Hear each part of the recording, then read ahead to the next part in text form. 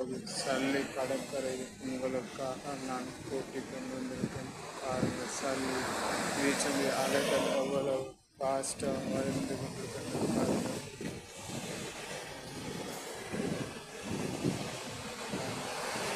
எவ்வளோ ஃபாஸ்ட்டாக வருகிறது.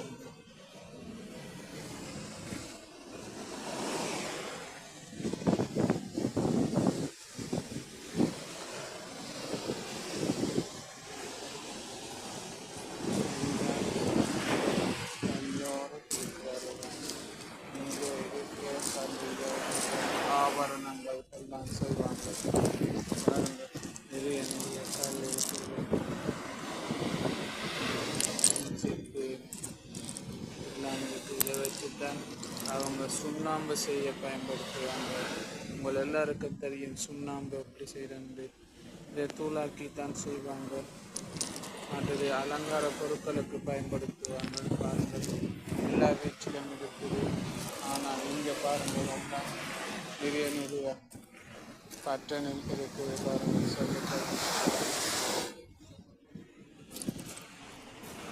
பார்த்தீங்களா அவ்வளோ அழகாக இருக்குது.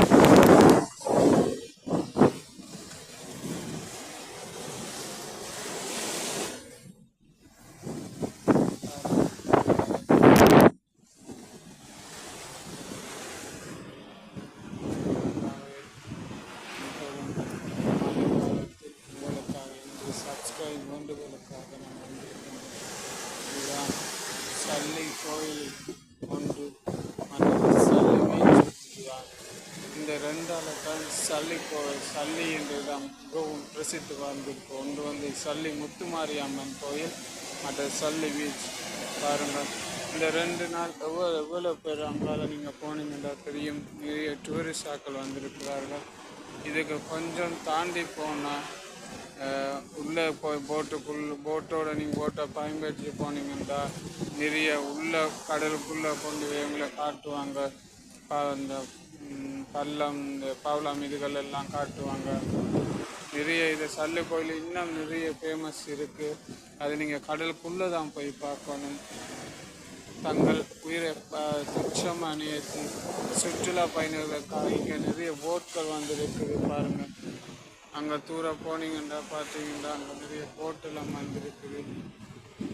பாருங்கள், டூரிஸ்டாக்கள் எல்லாம் வந்திருக்காங்க. நம்மளுக்கு கிட்டே கொண்டு காட்டுறேன். பாருங்கள், எத்தனை டூரிஸ்டாக்கள் வந்திருக்காங்க. இந்த சல்லி கோயிலுடைய அழகை காண்பதற்காக தங்களுடைய வீடியோவுக்காக இங்கே சல்லி கோயில்